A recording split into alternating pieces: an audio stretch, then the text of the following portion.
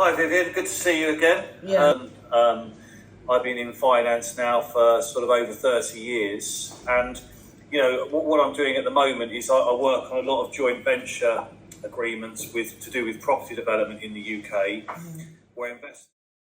You mentioned about anybody who invests will get close to 40% profits turnover at the end of the day. Can you please speak more on that? The investor options, we could try smaller investments from 100,000, and this wouldn't include ground up developments, but where somebody may want to buy a house which could be 2 bedrooms, and we can convert that into 4 bedrooms or 5 bedrooms and rent the rooms out by the room. In this case scenario, people mainly do it not for the cash returns, but the fact that they'll own some of the property and they'll basically build up a good rental income in the UK, because we can rent those types of investments out for £2,500 per month, which the investor would get a 33% return on their money. Solicitors and accountants and can arrange that, 0.6 million. Yeah. But because we were giving him 10% return, £160,000 per annum, this was only a 12-month project, plus we were giving him, in this case, 45% profit. We were able to give him back just over 1.5 million, plus his original 1.6 back. So he got actually he got over 100% return over 12 months. Ordinarily, though, what we would give 25% profit and 12% coupon, which normally would mean that they would get a 40 to 50% return on their investment. However, what it does mean is once the development's done, is the money is then in a UK bank account, their own UK bank account, so it's shielded from the inflation rates or whatever that you're suffering from there. But as I said before, they could opt to keep an apartment or one or two apartments, and then they could rent that out, and that would give them a sort of a very healthy rental yield. Percent on your investment. I think that's beautiful.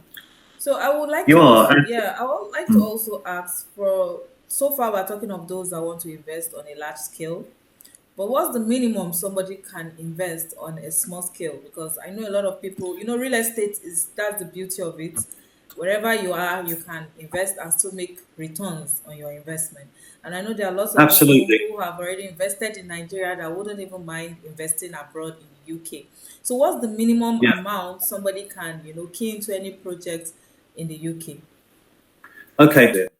But it's possible to buy property here for 100,000 in the north of England, and say we bought a 2 bedroom house, we converted that into 4 bedrooms, but you'd actually get sort of £2,200 a month rental income.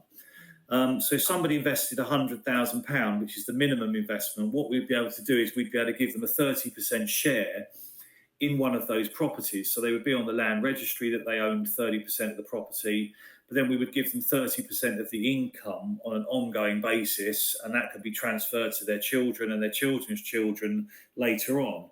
But what I've got some investors that are interested in sort of putting in 100,000 every sort of 6 months and building up a small portfolio. So if somebody could build up over sort of 5 years 10 of those, then that would give them, almost £4,000, £5,000 a month in rental income, plus they would have the houses going up in value over the next 10, 20, 30 years. So that's the minimum investment. So we're looking for either, if multi-fund, we're looking for sort of high net worths that may be able to afford to do one or two of these larger schemes where they can put in 1 million to 2 million. But then we have the smaller investors that can basically come in with me in my sort of property management company, where we could buy properties, quickly do them up or convert them, and then rent them out basically for rental income. But these ones are more long term for the smaller investor, Okay. rather than, does that make sense? Yeah, that makes sense. A lot of sense. So, in a situation where somebody wants to invest and the person is like, "Oh, how do I go about it? I'm scared. I'm not in London. How am I protected? How do I feel safe?" So, what do you have to say regarding that? Okay. Well, obviously, there has to be, like anything, a certain amount of trust. But everything that we do, because everything we do is always handled by solicitors. So, what I would strongly suggest is that an investor would get their own solicitor in London, or preferentially a solicitor that's got an office maybe in Abuja or Lagos and London. and so that they make sure that everything I say and all of the legal agreements are all legally binding, and the fact they can make sure and give your clients or your investors confidence that yes, they're on the land registry, they've gone on Companies House as a director. And at the end of the day, I don't know how Nigeria is, but obviously from my point of view, it's legally binding. It's everyone would get monthly reports, monthly income reports, and obviously if it's a development, they would get a monthly report on how the development's progressing.